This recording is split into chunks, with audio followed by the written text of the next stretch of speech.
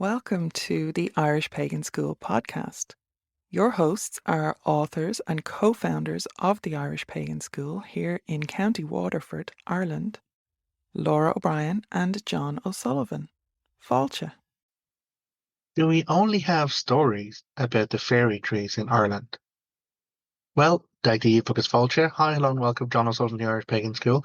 And Nianza, not hard to say, we don't only have stories, we actually have songs. And this is something I found recently myself in my own studies going through the National Folklore Collection, because there's a reference in one of those folklore stories about a song that was written and recorded based on the folklore of that fairy tree. And so what I'm going to do is I'm not actually going to just talk about it. I'm going to share it with you. I'm going to show you this information. So this should bring up a screen here now, which shows you what it looks like in the National Folklore Collection, in the schools collection.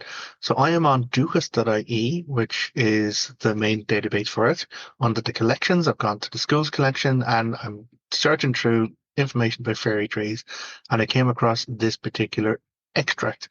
This is an image of what was actually written down. So for those of you who don't know, the schools collection was done between 1937 and 1939, and it was in association with the Teachers Union in Ireland, the Board of Education, and the Folklore Archive, the National Archives.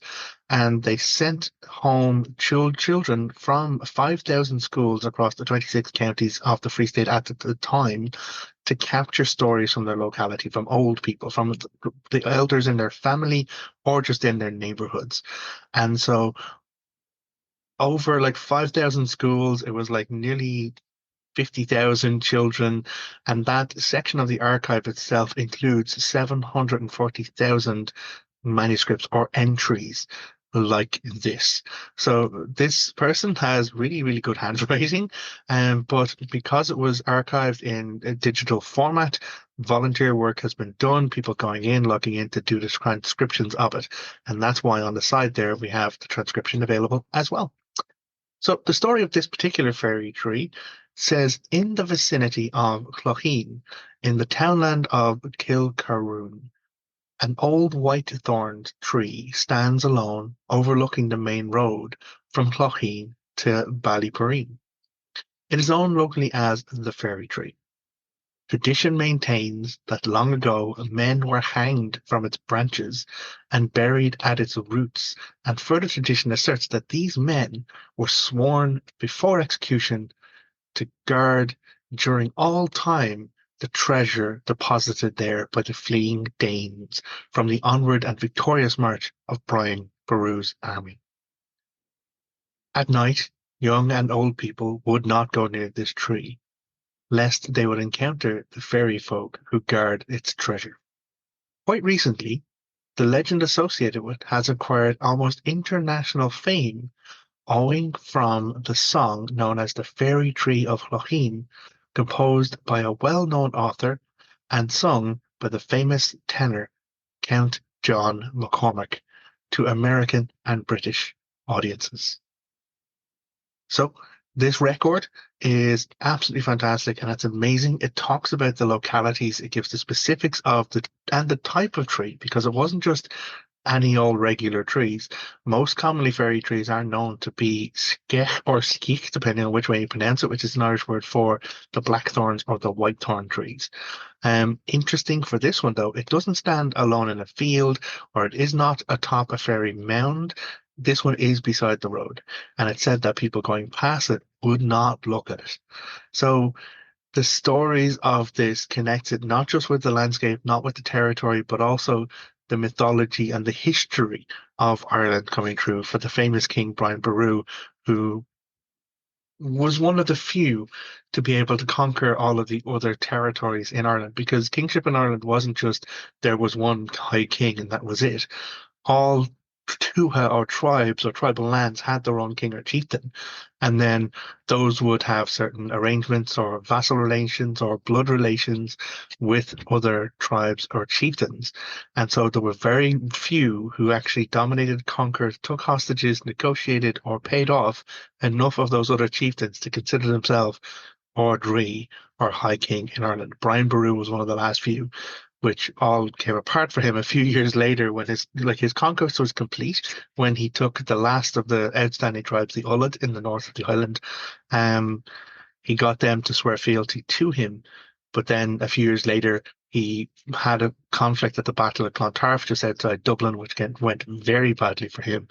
In that his Taoiseach, which is the Irish word used in politics now, but it's actually his heir apparent, or the person who is most likely to step in, his son, and Taoiseach was slain in that battle. And that kind of set the unraveling of everything Brian had spent most of his lifetime building. So this has an interesting kind of connection to the history as well. It talks about how the lore of the history in that territory is linked with those kings and then linked back with also this fairy tree in this area. What is most entertaining about this particular story is the fact that there is this song. It's now been moved in beyond the media of story and local lore. It made it into local song. And I was curious. I was absolutely wondering, and I went looking and I found it. And so I will put a link down below to an amazing YouTuber who has posted it. Irish Mike is their channel. I don't know them, but I'm delighted to have come across it because there's a recording of John McCormack singing this song. It was recorded in December 1930, and I will post a link to that below if you'd want to go over and hear what he sings about the fairy tree of Clogheen. So, with that, I will say thank you very much for stopping by. I really appreciate you being part of our community. And this is what it's like. We go into the archives, we find those stories.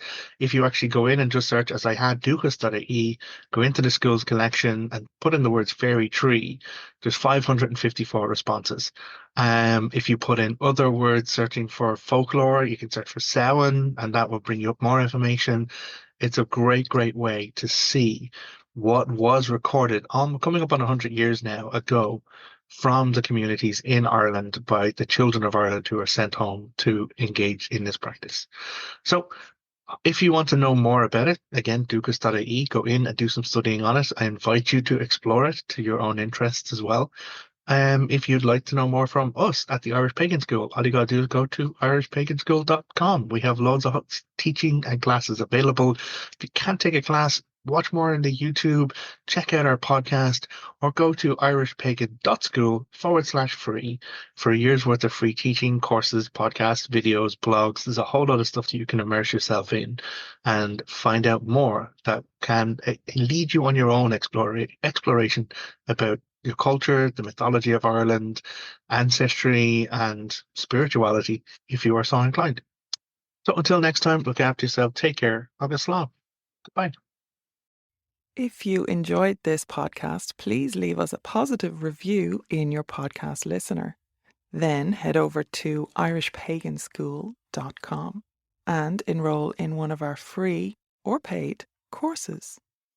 Slán go fóill, and we will see you next time.